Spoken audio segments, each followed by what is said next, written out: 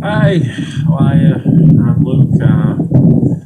It's March 18th, 2013, and I just got through with the dentist. I'm through with him for a while. Had a lot of work done fixing my mouth through all the years and years of self-destruction that I was doing to myself, and today was a big step. I'm done with him for a while, and I'm very happy about that. And I can smile at the world again.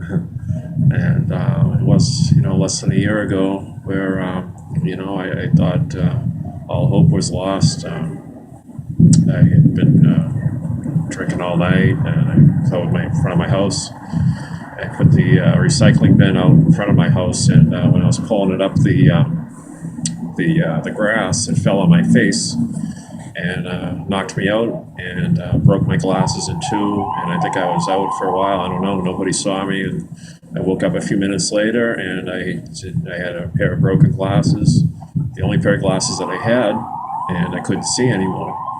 And on top of that, all the pain my mouth was causing me, and that's why I thought I'd make a little video, just talk about it a little bit. And my teeth were killing me. I couldn't see because I can't see 5 feet in front of me without glasses. So that was my last pair. They were broken in half. I was drinking like a fish, and I think after that happened, I put a Band-Aid on my nose, and I came down here. I'm in Copley Square, and this is where I used to hang out. I used to sit on this bench quite a bit for about 20 years, whether I was working or whether I wasn't working.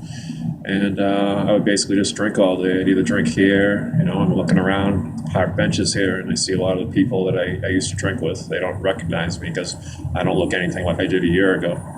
But there's about 5 or 6 people that I would sit on these benches, and there's a package store across the street, and we would get pints of the cheapest vodka they had. That's all we could afford.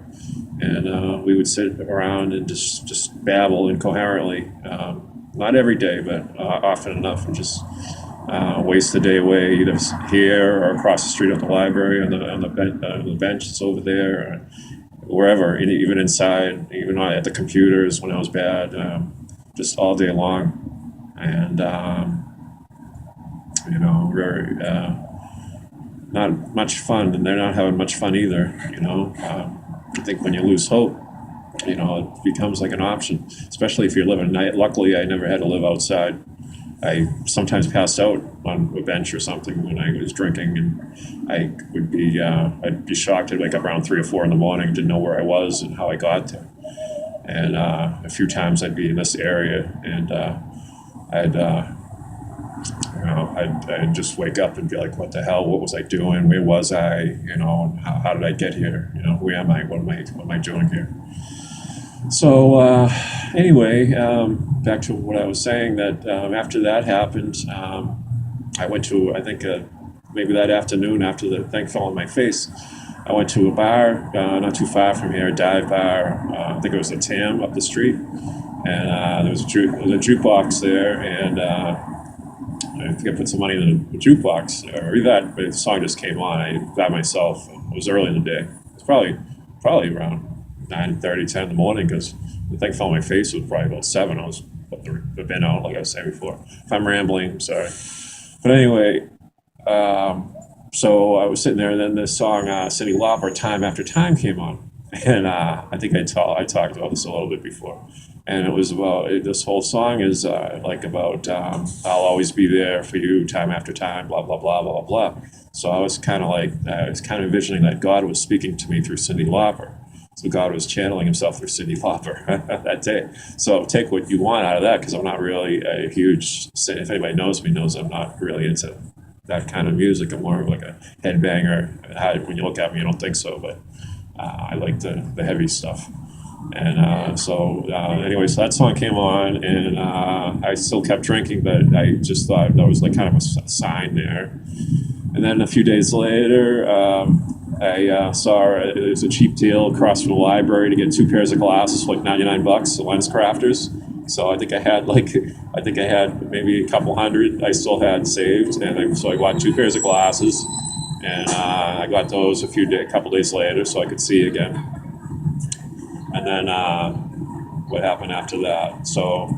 Then, so then that kind of got me going in the right direction, and I stopped probably drinking maybe not too long after that. I don't know the exact date. Some people know the exact date and time. I don't know that date or time.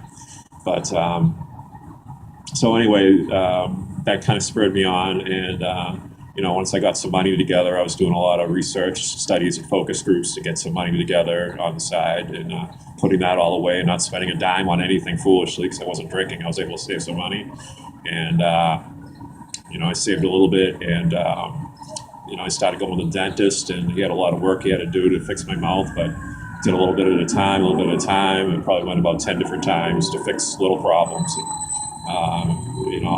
My teeth were chipped, and fixed those, and so that took care of that. And what else? Then I got contact lenses, so I decided to really go crazy. Because I had a little more money, and I got contact lenses, and they were cheap. I got a deal on that because I don't know, there was some sort of thing that I get a cut rate if I took part in some sort of crazy thing. So I got contact lenses. And then I got this crazy phone now that videotapes everything. Before, if I got a phone, it was a cheap phone, and I'd always lose the phones because I wouldn't remember where I put the phone, and I'd lose them. And I've had this for quite a while. I have no intention of losing it. I'm going to put some crazy glue on the phone and attach it to my head,